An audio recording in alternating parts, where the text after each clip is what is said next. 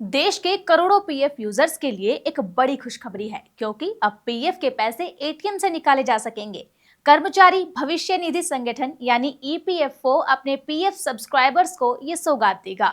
ये सुविधा आपको कब और कैसे प्राप्त होगी, और अगर आप पीएफ का पैसा निकालना चाहते हैं तो कौन सा नियम है। साथ ही सवाल ये भी है कि इसे आप कैसे क्लेम कर सकते हैं और इसका प्रोसेस क्या होगा। चलिए आपको इन तमाम सवालों के जवाब देते हैं इस वीडियो में।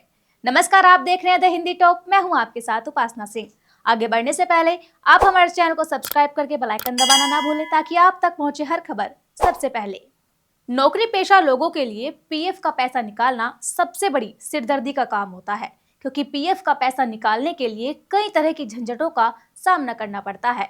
लेकिन अब आप आसानी से एटीएम के जरिए अपने पीएफ का पैसा निकाल पाएंगे। आइए पहले आपको बताते हैं कि ईपीएफओ का नियम क्या कहता है। ईपीएफओ का नियम कहता है कि हर कर्मचारी को हर महीने अपनी सैलरी का 12% पीएफ खाते में जमा करना होता है, जिस पर सालाना ब्याज भी मिलता है। इस पैसे को कर्मचारी अपने रिटायरमेंट के समय निकाल सकते हैं। इसके अलावा सरकार ने नए नियमों का ऐलान किया, जिसके तहत एक साथ निकाली जाने वाली राशि की सीमा बढ़ा दी गई है। अब लोग अपने पीएफ खाते से 1 लाख रुपए तक निकाल सकते हैं, जबकि पहले ये सीमा 50,000 रुपए थी। साथ ही इसे निकालने का प्रोसेस और भी आसान कर दिया गया है। आइए आपको बताते हैं उस प्रोसेस के बारे में। मिनिस्ट्री ऑफ लेबर की ओर से कहा जा रहा है कि अब साल 2025 से ईपीएफओ के सदस्य अपने पीएफ के पैसे को एटीएम मशीन के जरिए निकाल सकेंगे, वो भी कुछ नियमों और शर्तों को फॉलो करके। पहली शर्त तो ये कि आप अपनी रिटायरमेंट पर ही पूरी राशि निकाल सकते हैं। यदि आप 1 महीने से ज्यादा बेरोजगार रहते हैं तो आप बाकी बचे पैसों का 75% निकाल सकते हैं। बेरोजगारी के 2 महीने बाद आप 25% निकाल सकते हैं। यहाँ ध्यान देने वाली बात यह है कि कोई अपनी पीएफ का पूरा पैसा तब तक नहीं निकाल सकता जब तक वो 2 महीने से ज्यादा बेरोजगार ना हो। ईपीएफओ मेंबर 55 साल की रिटायरमेंट की उम्र तक पहुंचने तक पूरा पैसा निकाल सकता है।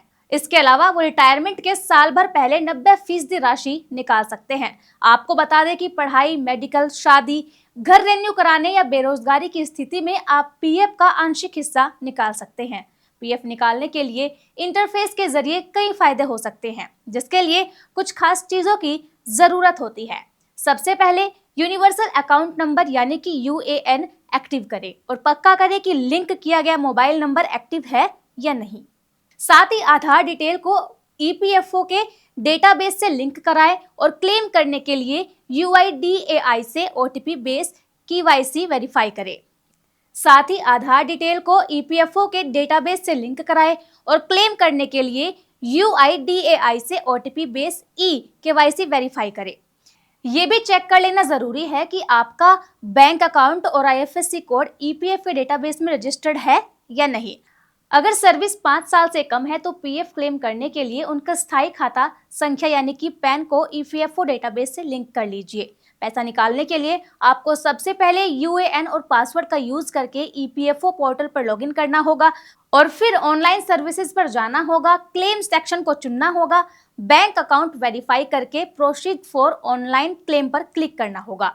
जब नया पेज ओपन हो जाएगा तो पीएफ एडवांस फॉर्म 19 चुने।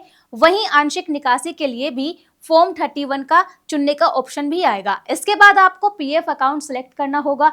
वहां पर आपको पैसा निकालने की वजह और कितना पैसा निकालना है वो सब भरना होगा। इसके बाद चेक या पासबुक का स्कैन कॉपी अपलोड करना होगा। फिर कंसेंट देकर इसे आधार से वेरीफाई करना होगा।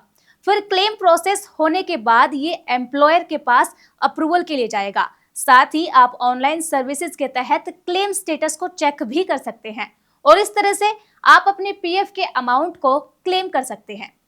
इस मुद्दे पर अपनी राय कमेंट में जरूर बताएं। फिलहाल के लिए इस खबर में इतना ही, और ऐसे ही खबरों के लिए सब्सक्राइब करें द हिंदी टॉप। साथ ही हमें एक्स यानी ट्विटर, फेसबुक और इंस्टा पर भी फॉलो करें।